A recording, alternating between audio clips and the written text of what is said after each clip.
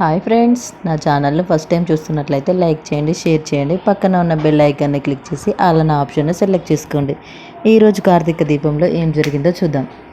దీప కడియం దగ్గరకు వస్తుంది. కడియం కార్తీక్ గురించి దీపను ప్రశ్నిస్తాడు. దీపని వాళ్ళ ఇంట్లో పని మనిషి అనుకుంటున్నాను అని, మరి కార్తీక్ అండి అని పిలుస్తున్నాడు అని, పని వాళ్ళని అలా పిలవరు కదా అని అంటాడు. పైగా దగ్గరుండి కార్లు తీసుకెళ్తున్నారు, అంత అవసరం ఉండదు కదా అని అంటాడు కడియం. ఆ బాబు తలుచుకుంటే ఇంతకంటే మంచి సాయం చేయగలడు. అయినా నువ్వు నా దగ్గర పని చేయడం ఏంటి అమ్మా?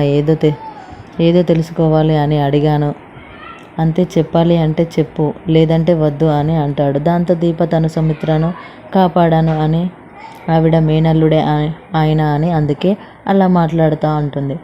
ఇక కడియం నీ పని అయితే వెళ్ళిపోతావా అని అంటే, దీప తనకు ఎవరు లేరు అని ఇక్కడే ఉండి పాపని చదివించుకుంటానని అంటుంది. నరసింహ దీప గురించి తలుచుకొని దాన్ని వదలను అంటాడు. పక్కనే ఉన్న అనసూయ నువ్వు సుఖంగా ఉన్నావు కదా, ఇక దాని గురించి ఎందుకని అంటుంది. ఇక అనసూయ శోభ నీకు తీసుకురమ్మని అంటుంది. శోభ తనలో తాను నిన్ను ఇక్కడ ఉండనించి నీకు ఇలా సేవలు చేస్తుంది. నువ్వు నాపై పెత్తనం చేస్తావని కాదే, ఆ దీపం మా వైపుకు రాకుండా ఉండడానికి ముందు నీతో దాన్ని వెళ్ళగొట్టి తర్వాత నిన్ను నీ కోడలు చీకొట్టించి ఇంటి నుంచి తరిమేస్తా.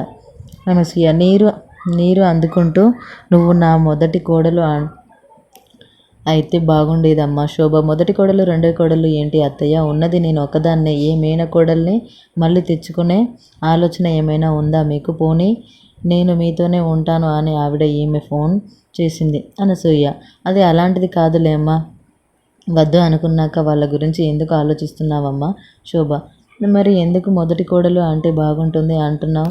నరసింహ మా అమ్మ ఏదో సరదాగా అన్నది లేవే. శోభ ఇప్పటికే నువ్వు చేసిన పని బస్తీలో తల ఎత్తుకొని తిరగలేకపోతున్నా. ఇప్పుడు మళ్ళీ అది కూతుర్ని తీసుకొని వచ్చి ఇంటి ముందు కూర్చొని న్యాయం చెయ్యమని అడిగితే ఏంటి పరిస్థితి అత్తయ్య? అన్నట్లే నలుగురు ఆనకముందే ఏదో ఒకటి తేలాలి.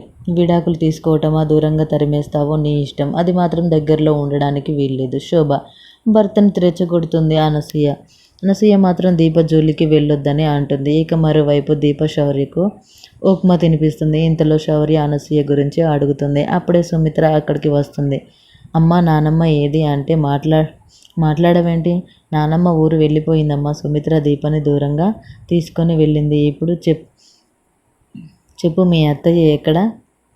మీరిద్దరు నరసింహ ఇంటికి వెళ్ళారా? నీ కాపురం నిలబెడతాను కొడుకును బుద్ధి చెప్పాను అని రాత్రి నాతో చెప్పింది కదా.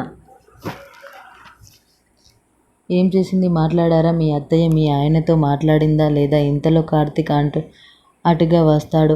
వీళ్ళు ఈ టైంలో ఎక్కడ ఏం మాట్లాడుతున్నారు?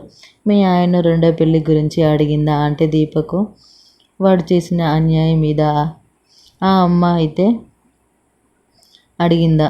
మామూలుగా అయితే మాట్లాడడం కాదు. భార్య ఉండగా రెండో పెళ్లి చేసుకున్నందుకు నీ భర్త మీద కేసు పెట్టాలి కార్తీక్.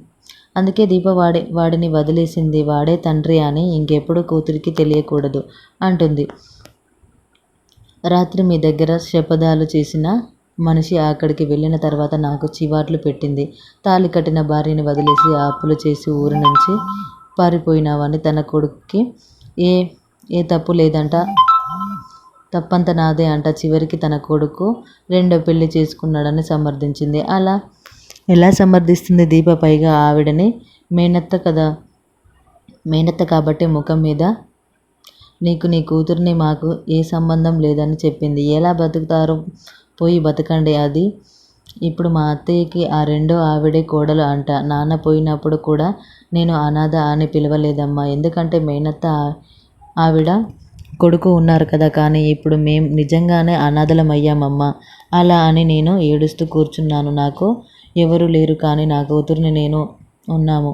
ఈ ఆకలి కష్టాలు ఏంటి? దానికి ఆకలి కూడదమ్మా, దానికి తెలియకూడదమ్మా. అందుకే నేను ఒక హోటల్లో పనిచేశాను. ఇంకా నా దగ్గర ఏదైనా ఉంది అంటే అది నా ప్రాణం ఒక్కటే. అది నా కూతురు.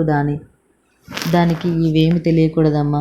నువ్వు ఇంత చెప్పిన తర్వాత ఏం మాట్లాడాలో కూడా నాకు అర్థం కావడం లేదు. దీప, ఇంత జరిగిన తర్వాత కూడా వాళ్ళనే వదలకూడదు. నీ భర్త నీకు పోలీస్ కేసు పెట్టిన నాలుగు తగిలిద్దాం. పోలీస్ కేసు పెడితే కానీ ఆ విధవకి బుద్ధి రాదు. వాళ్ళే వద్దు అనుకున్నప్పుడు ఇక కేసు పెట్టడం వల్ల ఉపయోగం లేదు. వదిలేయండమ్మా. సుమిత్ర, నువ్వు ఎప్పటికీ అనాథ కాదు దీప. నువ్వు ఎక్కడ పని చేయని అవసరం లేదు. నేను నిన్ను చూసుకుంటాను. వద్దమ్మా, ఉండటానికి ఇల్లు ఇచ్చారు, తిండి పెడుతున్నారు. ఇది చాలమ్మా. నీతో నాకు ఎక్కడో ఏదో తెగిపోయిన బంధాన్ని ఆ భగవంతుడు ఇలా ముడివేశాడు. ఆ ముడి ఇక తెగిపోవద్దు. నువ్వు ఎప్పటికీ ఇక్కడే ఉండు. నువ్వు సంతోషంగా ఉంటే చాలు దీప. నీకు ఈ అమ్మ ఉందన్న విషయం ఎప్పటికీ మర్చిపోకు. దీంతో ఇవాటి కార్తీక దీపం ముగుస్తుంది. Thank you for watching this video.